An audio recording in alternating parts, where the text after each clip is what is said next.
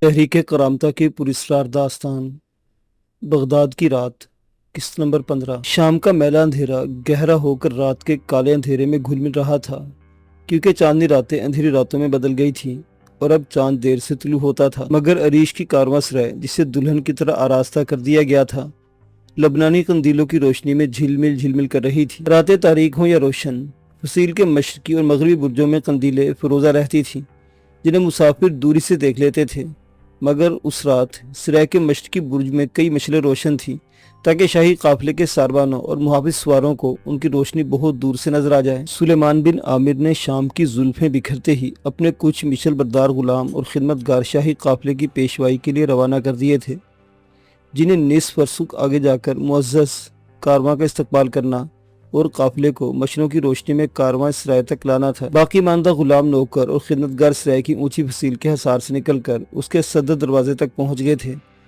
جہاں درجنوں قندیلوں کی تابانی میں دن کا اجالا ہو رہا تھا۔ ابھی رات کا پہلا پہر شروع ہوا تھا کہ بہت دور اونٹوں اور سانڈیوں کے گھٹنوں پر بندھی گھنٹیوں کی ملی جلی آوازیں صدائے کارواں بن کر بلند ہوئیں اور شاہی قافلے کی آمد کا غل اٹھا۔ اس کے ساتھ ہی سلیمان بن عامر اپنے عراقی مہمان اور مصری، شامی، فلسطینی کنیزوں کی جھرمٹ میں فصیل کی ڈڑی سے نکل کر دروازے پر نمودار ہوا، جس سے باہر کا منظر کچھ اور خوبصورت ہو گیا۔ اب گھنٹیوں کی مسلسل آوازیں اپنے مخصوص صحرائی آہنگ سے کچھ قریب سنائی دینے لگی، جن کے ساتھ مشعل بردار غلاموں کا حلقہ بھی نظر آیا۔ مشعلوں کے اس حلقے میں شاہی محملوں کی ایک قطار دکھائی دی۔ آگے آگے شہزادہ شیبان اور کچھ مسافر سوار تھے، مگر قافلے کے عقب میں سامان سے لدے پھندے اونٹ تھے جن کے پیچھے مسلح سواروں کا ایک دستہ نظر آ رہا تھا۔ رات کے کالے حاشیے پر تھر تھراتی مشعلوں کی روشنی کچھ اور قریب آ گئی تو فضا گھنٹیوں کی آوازوں سے گونجنے لگی اور ان آوازوں کے درمیان سرائے کے دروازے پر اہلاً و سہلاً کی صدا بلند ہوئی۔ شہزادہ شیبان نے، جو قافلے کا امیر اور پیشرو تھا، دروازے کے پاس آ کر گھوڑا روکا تو ایک غلام نے لپک کر اس کی لگام تھام لی اور سلیمان بن عامر ابن حرب کے ساتھ اس استقبال کے لیے آگے بڑھا۔ کارواں کے رکتے ہی ساربان سانڈیوں کی نکیلیں پکڑے مخصوص آوازوں میں انہیں بٹھانے لگے۔ سرائے کی کنیزیں محملوں کے آس پاس بکھر گئی تاکہ شہزادیوں کو اترنے میں مدد دیں۔ اس اثنا میں شیبان گھوڑے سے اتر آیا۔ اس نے سرائیدار کے ساتھ ایک اجنبی کو اپنا استقبال کرتے دیکھا تو حیران سا رہ گیا۔ وہ صورت بھولنے والی نہیں تھی۔ سلیمان نے اس کی حیرت بھانپی اور کہا، مجھے امید ہے آپ منظر ابن حرب کو بھولے نہیں ہوں گے۔ شیبان نے ماضی کی جنگی قیدی پر نظر ڈالی اور اس سے مخاطب ہوا، ابن حرب، میں تمہیں بھولا نہیں، لیکن عریش میں دیکھ کر حیران ضرور ہوں۔ ابن حرب کے جواب نے اسے ایک نئی اور خوشگوار حیرت سے دوچار کر دیا۔ شہزادہ علی، سلیمان نے اسی عریش میں میری قید کی بیڑیاں کاٹ کر میرے پاؤں میں دوستی کی زنجیر ڈال دی۔ وہی زنجیر مجھے مصر میں کھینچ لائی ہے۔ سلیمان بن عامر سے دوستی کا مطلب بنی طولون سے دوستی کا اظہار تھا۔ شیبان نے تحسین کی نگاہوں سے پہلے ابن حرب کو پھر سرائیدار کو دیکھ کر کہا، لوہے کی بیڑیاں ٹوٹ جاتی ہیں لیکن دوستی کی زنجیر نہیں ٹوٹتی۔ ابن حرب کا دوسرا جواب بھی خوشگوار تھا، اب یہ زنجیر کبھی نہیں ٹوٹے گی۔ شیبان جانتا تھا وہ بے وجہ مصر نہیں آیا ہوگا۔ دوستی کے تعلق کا اظہار کسی واقعے یا مقصد کی طرف اشارہ کر رہا تھا، لیکن کچھ سمجھ نہ سکا۔ اسے مقصد سمجھنے کی جلدی بھی نہیں تھی۔ فوراً ہی ان سے بے تعلق ہو کر ہم سفر شہزادیوں کی طرف متوجہ ہو گیا، جنہیں کنیزوں نے محملوں سے بحفاظت اتار لیا تھا اور اب اپنے چہروں پر نقاب کھینچے کنیزوں کے جھرمٹ میں سرائے کی طرف بڑھ رہی تھی۔ ان میں بنت سلطان اسما، قطر الندى، شہزادی عباسیہ اور شہزادی نجم اللیل کی حیثیت نمایاں تھیں، کیونکہ تینوں سلطان خماریوں کے مزاج میں دخل رکھتی تھیں۔ اسما قطر الندى اپنے اتالیق عباسیہ کے ہمراہ طولونی خواتین میں سب سے آگے تھی۔ شیبان بھی اس کی جانب بڑھا اور طبیعت کا حال پوچھ کر ساتھ ساتھ چلنے لگا۔ کنیزیں انہیں اپنے حلقے میں لے کر سرائے کے دروازے میں داخل ہوئیں۔ غلام اور خدمتگار دروازے سے ہٹ گئے، البتہ سلیمان اپنے دوست کے ہمراہ طولانی شہزادیوں کے رسمی استقبال کے لیے وہاں موجود تھا۔ سرائیدار کی حیثیت سے بات اس کے فرائض میں شامل تھی کہ شاہی مہمانوں کو خوش آمدید کہے اور قیام و طعام اور آرام گاہ کا خیال رکھے۔ البتہ ابن حرب کو اس حسین خدمت کا موقع اس کی دوستی کے طفیل میسر آ گیا تھا۔ طولونی خواتین کے استقبال کا واقعہ، جس کی خیال انگیز دلکشی نے اس کے دل و دماغ کو کسی طلیسم میں جکڑ لیا، ناگہاں پیش آیا۔ ساری دلکشی کی وجہ شہزادی نجم اللیل تھی، اور جب شہزادیاں کنیزوں کے جلوں میں دروازے کی جانب بڑھ رہی تھیں، سلیمان نے سرگوشی میں سے بتا دیا کہ اسما قطر الندى امیر شیبان اور عباسیہ کے پیچھے پیچھے آنے والی وہی ہے جس پر اس کے دل کی دھڑکنیں تیز ہو گئی۔ چند ہی لمحوں میں بنت سلطان اپنے چچا شیبان اور چچی عباسیہ کے ہمراہ دروازے پر پہنچ گئی تو دونوں نے سر جھکا کر اسے تعظیم دی اور سلیمان نے اہلاً و سہلاً کہا۔ ٹھیک اسی لمحے امیر شیبان ابن حرب کی طرف اشارہ کر کے قطر الندى سے مخاطب ہوا، اسما ذرا پہچانو یہ کون ہے؟ قطر الندى نے بلا کا حافظہ پایا تھا، ایک ہی نظر ڈالی اور پہچان لیا، منظر ابن حرب۔ ساتھ اس کا حال پوچھا اور ابن حرب نے طیباً جیداً کہہ کر ایک بار پھر گردن خم کر دی۔ واقعی اس کا احسان مند تھا۔ شیبان نے بتایا، ابن حرب پہلے جنگی قیدی بن کر آیا تھا، اب دوست بن کر آیا ہے۔ قطر الندى سن کر خوش ہوئی، پھر بڑے موضوع اور بلیغ الفاظ میں کہنے لگی، دشمنی انسانوں کو بانٹ دیتی ہے، بکھیر دیتی ہے، توڑ پھوڑ دیتی ہے، مگر دوستی انہیں متحد اور مضبوط کرتی ہے۔ یہ کہہ کر آگے بڑھی اور شاہانہ وقار سے چلتی دروازے میں داخل ہو گئی۔ شیبان اور عباسیہ اس کے ساتھ ہی آگے بڑھے، جبکہ اس کی حلقہ بردار کنیزیں بھی دروازے سے گزر گئی تو نجم اللیل چہرے پر سرخ نقاب کھینچے قریب آئی۔ صرف اس کی اپنی کنیز اس کے ساتھ تھی۔ سرایہ دار نے رسمی طور پر اسے بھی تعظیم تو خوش آمدید کہا، مگر ابن حرب سرخ نقاب کے اندر اس کے ترک حسن کی دلکشی اور نقاب سے باہر اس کی لمبی غلافی آنکھوں کی سیر آفرینی میں کھو گیا، جن کے بھاری پوٹے خمار مستی سے بھرے ہوئے تھے۔ وہ لمبی جادوگر آنکھیں پورے منظر کو مسحور کر رہی تھیں اور سرخ نقاب کے اندر اس کا چہرہ چاند کی طرح روشن تھا۔ کلونی شہزادی کو دیکھ اس کے ذہن میں ایک مشہور شعر شفق سی بکھیرنے لگا، جس میں شاعر نے محبوب کے سرخ نقاب کا ذکر کیا تھا اور نقاب نے شفق کی مانند چاند جیسا چہرہ چھپا رکھا تھا۔ ابھی شعر کے حسین تصور میں گم تھا کہ سلیمان کی آواز کان میں پڑی، جو نجم اللیل کو بتا رہا تھا، یہ میرا دوست منظر ابن حرب ہے، عرب کے سرائی قبیلے کندہ کا جوان اور میدان جنگ کا یکا تاز شاہ سوار، حملہ کرنے میں تیز اور لڑنے میں بے رحم۔ ان الفاظ میں گویا اس نے شہزادی کے مطلوب عرب کا تعارف کرایا تھا۔ نجم اللیل کی لمبی غلافی آنکھوں میں حیرت کی چمک پیدا ہوئی، ساتھ ہی ابن حرب پر ایک نظر ڈالی، وہ ایک نظر جس میں مرد کے صبر و شکیب کو پھونک دینے والی بجلیاں کوند رہی تھیں، ابن حرب کے پورے وجود میں اتر گئی اور وہ محسوس کرنے لگا، بعض خوبصورت عورتیں اس لیے پیدا ہوتی ہیں کہ مردوں کے تصرف میں نہ آئیں، بلکہ انہیں اپنے تصرف میں لائیں اور ان پر حکومت کریں، تاکہ ان کے جذبہ افتخار کی تسکین کے ساتھ حسن کی شان بلند ہو۔ اور نجم اللیل بھی انہی عورتوں میں سے تھی۔ وہ خود بھی اپنے سرکش طبیعت کی وجہ سے کسی کے تصرف میں آنے کا عادی نہیں تھا، اسی لیے جب شہزادی کی نگاہ اس کے وجود میں اتری تو شریانے میں دوڑتا ہوا باغی اور نافرمان خون مزاحمت کرنے لگا۔ شاید ایک عورت کے سامنے مفتوح ہونا نہیں چاہتا تھا، لیکن کوئی ایسی بات ضرور تھی کہ اس کا باغی خون ان غلافی آنکھوں کی حسین قوت کے سامنے پسپا ہونے لگا۔ کلونی خاتون نے اس کا بھرپور جائزہ لینے کے بعد بڑے مدھم لہجے میں سرایہ دار سے کچھ کہا اور آگے بڑھ گئی۔ اس کے گزرتے ہی سلیمان نے اپنے دوست سے سرگوشی کی، اس نے بات چیت کے لیے مجھے اپنے کمرے میں بلایا ہے۔ اس اطلاع کے ساتھ ہی ابن حرب کے نبضوں میں خون تیزی سے دوڑنے اور دل دھڑکنے لگا۔ سلیمان بن عامر کو اس وقت تک وہیں ٹھہرنا تھا جب تک شہزادی سرائے کی ڈیوڑی میں داخل نہ ہو جائے۔ یہ سلسلہ جلد ختم ہو گیا۔ شہزادیوں کے گزر جانے کے بعد ساربانوں کو خالی محلوں اور ساڑنیاں اور ساز و سامان سے لدے ہوئے اونٹ لے کر سرائے میں داخل ہونا تھا، جو باہر میدان میں کھڑے بلبلا رہے تھے۔ محافظ دستے کے گھوڑے بھی استبل کے تھانوں پر پہنچنے کے لیے بے چین تھے۔ شہزادیوں اور کنیزوں کے گزرتے ہی محافظ سواروں اور ساربانوں میں ہلچل سی مچ گئی اور وہ دروازے کی جانب بڑھنے لگے۔ ابن حرب سرایہ دار کے ساتھ دروازے سے ہٹ رہا تھا کہ ناگہاں ایک شخص سامنے آ کر کھڑا ہو گیا، جسے دیکھتے ہی اسیری کے دن یاد آ گئے اور آنکھوں میں عجیب سی چمک دوڑ گئی۔ وہ محافظ دستے کا سالار امیر شیبان کا غلام حارث ابو ظفر تھا، جس کی صورت 8 ماہ قبل دشت فرات میں بھی نظر آئی تھی اور دل کے کچھ زخم تازہ ہو گئے تھے۔ حارث کے ساتھ ایام اسیری کی کئی تلخ یادیں وابستہ تھیں، مگر بنو عباس سے اپنے وفاداری کی صف لپیٹ لینے کے بعد اب وہ ایک بار پھر اس سرزمین پر کھڑا تھا جہاں ماضی کی تلخ یادیں بھلانے اور پرانی دشمنی کو دوستی میں تبدیل کرنے کی ضرورت تھی۔ حارث نہ صرف اسے امیر شیبان اور قطر الندى سے گفتگو کرتے دیکھ چکا تھا، بلکہ اس کی ہوشیار نظریں اس وقت بھی دروازے کے آس پاس منڈلا رہی تھی جب سرایہ دار شہزادی نجم اللیل سے اپنے دوست کا تعارف کرا رہا تھا اور ترک خاتون اس پر توجہ کی نظر ڈالی تھی۔ حارث نے نجم اللیل کی توجہ کو مفہوم سمجھا یا نہیں سمجھا، لیکن اپنے آقا شیبان کے دوستانہ رویے کو ضرور سمجھ گیا تھا، اس لیے اپنا ہاتھ بڑھایا اور بڑے خوشگوار لہجے میں مخاطب ہوا، ابن حرب، ہم مصر میں دوسری بار ایک دوسرے سے مل رہے ہیں۔ ابن حرب نے مسافے کے لیے ہاتھ بڑھایا، تھام لیا اور اپنے لہجے کی تلخی کم کر کے کہنے لگا، میرا خیال ہے جس طرح آسمان پر ستاروں کی رفتار اور زمین پر ہوا کی گردش معین ہے، اسی طرح لوگوں کی ملاقات کے علاقے بھی مقرر ہوتے ہیں۔ گویا نجوم کی کتاب اسرار میں اگر بغداد سے اس کا فرار تقدیر کا فیصلہ تھا تو مصر میں حارث سے ملاقات بھی مقدر میں تھی، لیکن نہیں جانتا تھا آگے چل کر یہ ملاقات اس کے لیے کتنی مشکلات اور پریشانیاں پیدا کرنے والی تھی۔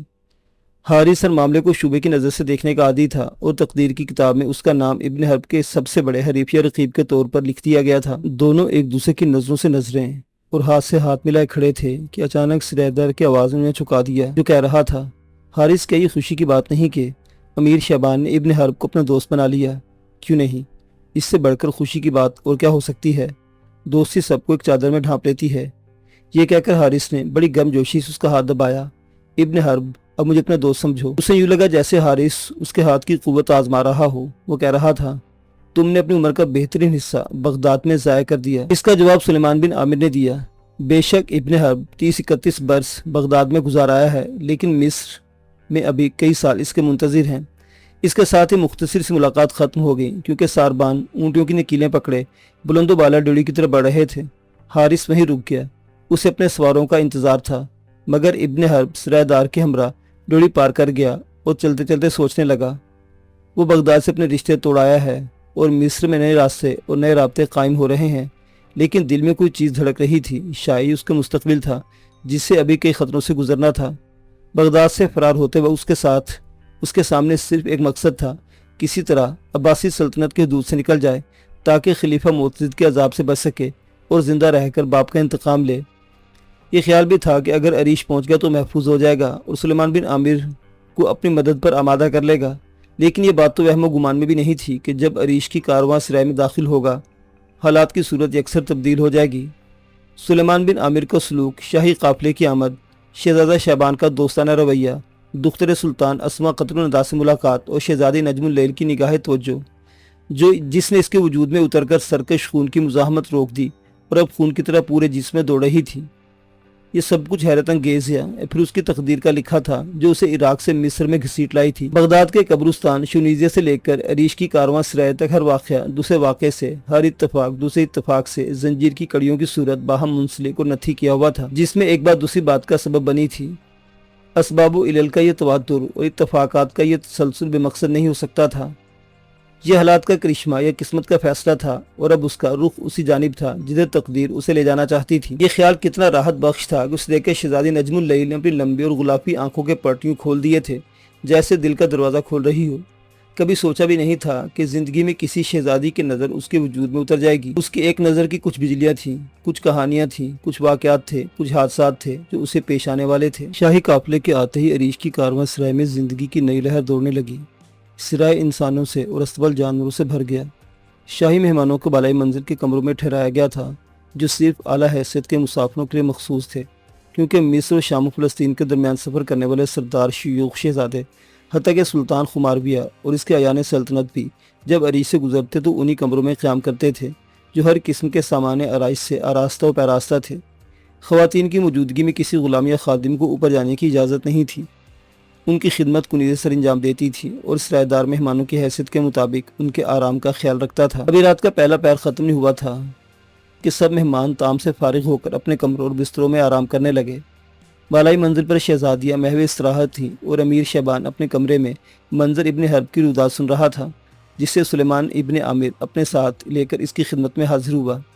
خود شعبان کو ان معاملات سے دلچسپی تھی جو ابن حرب کو بغداد میں پیش آئے اور اسے مصر کی جانب فرار ہونا پڑا۔ اس نے وہ پوری کہانی جو سلیمان بن عامر سنا چکا تھا پھر دہرائی اور اس کے ہدایت کے مطابق معزول خلیفہ معتمد اللہ کے قتل کا واقعہ اور رصافہ کی طرف اٹھنے والی انگلیوں کا ذکر ذرا تفصیل سے کیا کہ معتمد کی غیر طبی موت کی خبر سن کر بغداد کے لوگ کس طرح گلیوں اور بازاروں میں نکل آئے اور قاتل کی گرفتاری کا مطالبہ کرنے لگے۔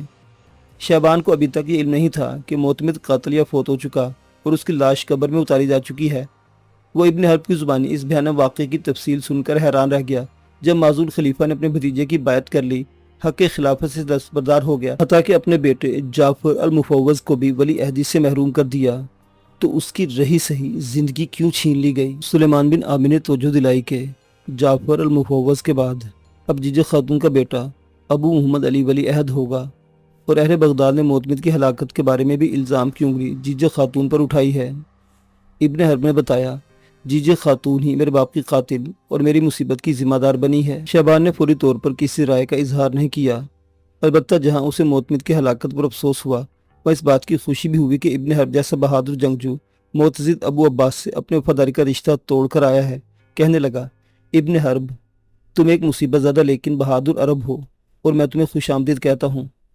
اس نے طولونی شہزادے کا شکریہ ادا کیا کہ مصیبت کے نیام میں مصر اسے پناہ دے رہا ہے اور برادر سلطان کا رویہ دوستانہ ہے۔ اب سلیمان بن عامر کو وہ بات کہنے کا موقع مل گیا جس کے لیے اپنے دوست کو شیبان کی خدمت میں لے کر حاضر ہوا تھا۔ امیر شیبان، یہ سن کر آپ حیران ہوں گے کہ ابن حرب کا عریش تک تعاقب کیا گیا۔ معتضد کا افسر ضباط گرفتاری کے لیے اپنے 4 سواروں سے مصر میں پہنچ گیا تھا۔ اس اطلاع پر جو ابھی تک مخفی رکھی گئی تھی، شیبان بری طرح چونک گیا، مگر عراقی سوار مصر میں کسی کو گرفتار کرنے کے مجاز نہیں۔ میں ابھی اپنے دوست کو ان کے حوالے کرنے پر تیار نہ تھا۔ کیا عراقی سوار واپس چلے گئے؟ نہیں۔ سلیمان کے ہونٹوں پر بڑی شفاف مسکراہٹ نمودار ہوئی۔ پھر وہ کہاں ہیں؟ میں نے انہیں منزل پر پہنچا دیا، وہ بتانے لگا۔ زندگی کا ہر سفر کسی قبرستان پر ختم ہوتا ہے اور ہر آدمی کی آخری منزل قبر ہوتی ہے۔ عریش کے قبرستان میں بھی آج ایک گڑھے کا اضافہ ہوا ہے۔ شیبان پر ایک اور حیرت گزر گئی، مگر سلیمان کہنے لگا، امیر شیبان، عراقی سواروں نے طولونی سلطنت کی حدود میں بیجا مداخلت کی تھی، اور جو لوگ طولونی اختیار میں بیجا مداخلت کرتے ہیں ان کے لیے میرے پاس بھی ایک اختیار ہے۔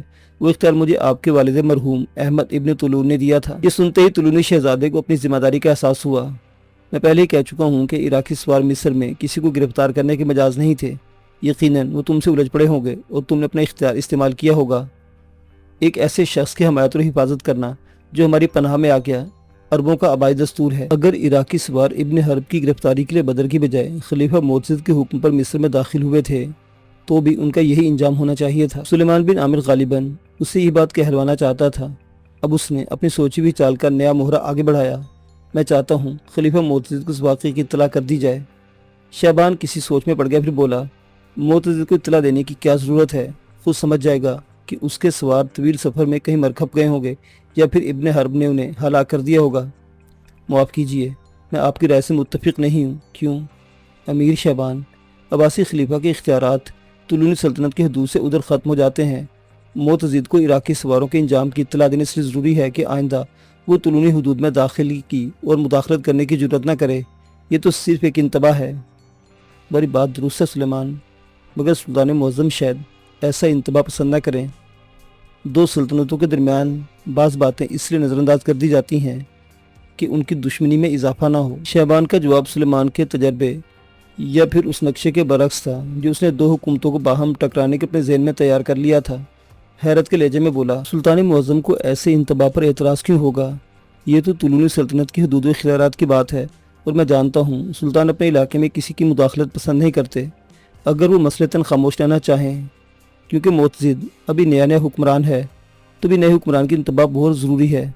امیر شیبان، اجمیوں میں مصر مشہور ہے کہ گربہ کشتن روز اول، اگر عراقی خطرے کا سر پہلے روز کچل نہ دیا گیا تو سلطنت میں بیرونی مداخلت معمول بن جائے گی اور عراقی سوار بنی طولون کے دوستوں اور وفاداروں کی گردنیں ناپتے پھریں گے۔ اس کا لہجہ کسی قدر تیز ہو گیا تھا۔ شیبان نے محسوس کیا اگر ابن حرب کے سامنے سلیمان کی بات سے انکار کیا گیا تو یہ انکار بنی طولون سے اس کی طویل وفاداری کے منافی ہوگا، جبکہ ہر حکومت کو ایسے وفاداروں کی ضرورت ہوتی ہے۔ سوچ سمجھ کر بولا، مجھے تمہارے تجربے کی دانائی سے انکار نہیں، تم طولونی سلطنت کے لیے بڑی خدمت سر انجام دیتے رہے ہو۔ اگر مناسب سمجھو تو خلیفہ معتضد کو عراقی سواروں کے انجام سے آگاہ کر دو۔ یہ بات سرایہ دار کے مطلب کی تھی۔ اس نے خوشنودی کے اظہار میں اپنا سر ذرا خم کر دیا اور بساط کے اگلے خانے میں قدم رکھا۔ امیر شیبان، ابن حرب صرف مصر میں پناہ لینے نہیں آیا بلکہ باپ کا انتقام بن کر آیا ہے، اور آپ جانتے ہیں کہ خون کا قصاص لینا ہر شریف اور بہادر عرب کا شیوا ہے۔ شیبان نے غور سے اس کی طرف دیکھا۔ یہ معاملے کا نیا پہلو تھا۔ سلیمان فوراً مطلب پر آ گیا، اس کام میں میرے دوست کو آپ کی مدد بھی درکار ہے۔ کیسی مدد؟ یہ سارا جھگڑا دربار بغداد سے تعلق رکھتا ہے، اس لیے سلطان معظم کے علم میں آ جانا چاہیے۔ آپ کی مدد سے ابن حرب کا حوصلہ بلند ہوگا اور یہ اپنے انتقام کو پورا کر سکے گا۔ انتقام عربوں کی دیرینہ روایت بھی تھی اور قصاص کتاب اللہ کا حکم بھی، لیکن سردار حرب کندی کے قتل کا معاملہ بڑا پیچیدہ تھا۔ شیبان نے جو کہانی سنی اس کے مطابق ابھی یہ تحقیق بھی نہیں ہو سکی تھی کہ اسے کس نے اور کیوں قتل کیا۔ صرف ابن حرب کا خیال تھا کہ وہ سازش کا شکار ہوا اور معتضد کی ہلاکت کا راز چھپانے کے لیے اس پر خنجر زنی کی گئی، لیکن معتمد کی ہلاکت سے لے کر حرب الکندی کے قتل تک سب کچھ اسرار میں لپٹا ہوا تھا، اور جب تک اسرار کی گرہ نہ کھلے یا قاتل کا تعین نہ ہو جائے قصاص اور انتقام بے معنی تھا۔ اس قضیے میں قصر الرصافہ اور خلیفہ معتضد کی خاتون اول جیجا کا نام بھی بڑے تواتر سے آ رہا تھا۔ غالباً اس لیے بات سلطان مصر و شام تک پہنچانے کی فرمائش کی گئی تھی۔ شیبان نے حالات کی اس الجھی ہوئی صورت پر غور کیا تو کہنے لگا، مجھے مدد سے انکار نہیں، لیکن ابھی کچھ انتظار کرنا اور دیکھنا ہوگا کہ موت ضد کا قانون انصاف کیا کرتا ہے نہیں۔ شعبان نے مدد سے نہ انکار کیا، مگر قانون اور انصاف کو درمیان میں لے آیا اور لفظوں میں بھی ایک احتیاط ملحوظ رکھی تھی۔ سلیمان بن عامر کے نزدیک مزید تکرار مناسب نہ تھی۔ رات کا پہلا پہر گزر چکا تھا۔ اس نے امیر شعبان کا شکر ادا کیا۔ ابن حرب نے بھی اپنے حمایت پر سپاس گزاری کا اظہار ضروری سمجھا اور دونوں اجازت لے کر کمرے سے نکلے۔ بالائی منزل کی راہداری میں جس کے 2 رویا رہائشی کمرے تھے، قندیلوں سے روشن تھی، انہوں نے زینے کا رخ کیا۔ ابن حرب تلونی شہزادی کی ملاقات سے مطمئن تھا، لیکن سرائے دار کچھ الجھا دکھائی دے رہا تھا۔ زینے پر قدم رکھتے ہی سرگوشی کے لہجے میں پوچھنے لگا، تم نے شعبان کی باتوں سے کیا اندازہ لگایا؟ کیا وہ سلطان خمارویہ کو موت کے خلاف کسی اقدام پر آمادہ کر سکے گا؟ سوال بڑا اہم تھا۔ ابن حرب کو جواب میں دشواری محسوس ہوئی، کیونکہ سلیمان بن عامر کی طرح بنی طولون کی تہذیب اور سیاست کے رموز نہیں سمجھتا تھا۔ مدھم سی آواز میں بولا، وہ سوال کیوں کرتے ہو جس کا جواب میں نہیں دے سکتا؟ تم شعبان کی باتیں مجھ سے بہتر طور سمجھتے ہو۔ اس نے مدد سے انکار نہیں کیا، اسے موت کے قانون سے مشروط کر دیا ہے۔ پھر تمہارا کیا خیال ہے؟ وہ اپنے بھائی سے میری سفارش کرے گا؟ شاید کرے، شاید نہ کرے۔ اسی لیے اب شہزادی نجم اللیل سے ملنا اور بھی ضروری ہو گیا ہے۔ نجم اللیل کا نام سنتے ہی ابن حرب کچھ بے چین سا نظر آنے لگا۔ دونوں زینہ اتر کر اس جڑی میں آ گئے جہاں ایک دوسرا زینہ اوپر جاتا تھا۔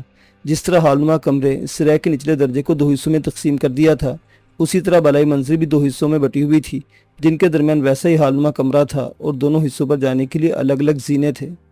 نجم اللیل کا قیام بالائی منزل کے دوسرے حصے میں تھا، جہاں 2 اور شہزادیاں بھی ٹھہری تھیں، مگر اس کا کمرہ ان سے الگ تھلگ اور کچھ فاصلے پر تھا۔ درمیان میں ایک کمرہ غلام پیشہ کے طور پر استعمال ہوتا تھا، جو نجم اللیل کی سولانی کنیز کے حصے میں آیا تھا، تاکہ ضرورت کے وقت دونوں جانب حاضری دے سکے۔ سلیمان بتا چکا تھا کہ شہزادی نے بات چیت کے لیے اسے اپنے کمرے میں بلایا ہے، لیکن رات کا دوسرا پہر شروع ہو چکا تھا اور وہ ابھی تک اس سے بات نہیں کر سکا تھا، بلکہ بیشتر وقت شہزادہ شعبان کی حاضری میں گزر گیا تھا۔ اب اسے نجم اللیل سے ملنے کا خیال آیا تو سرگوشانہ لہجے میں بولا، تم اپنے کمرے میں چلو، مجھے ابھی شہزادی سے ملنا ہے۔ ابن حرب نے اس کی طرف حیرت سے دیکھا۔ شاید اس وقت جانا بے سود، رات کافی گزر چکی ہے، وہ میرا انتظار کرے گی۔ سلیمان نے اسے نئی حیرت سے دوچار کر دیا، میں نے جان بوجھ کر دیر کی ہے کہ اس کی پڑوسنے سو جائیں۔ نجم اللیل سے ملاقات کے لیے یہی وقت مناسب ہے۔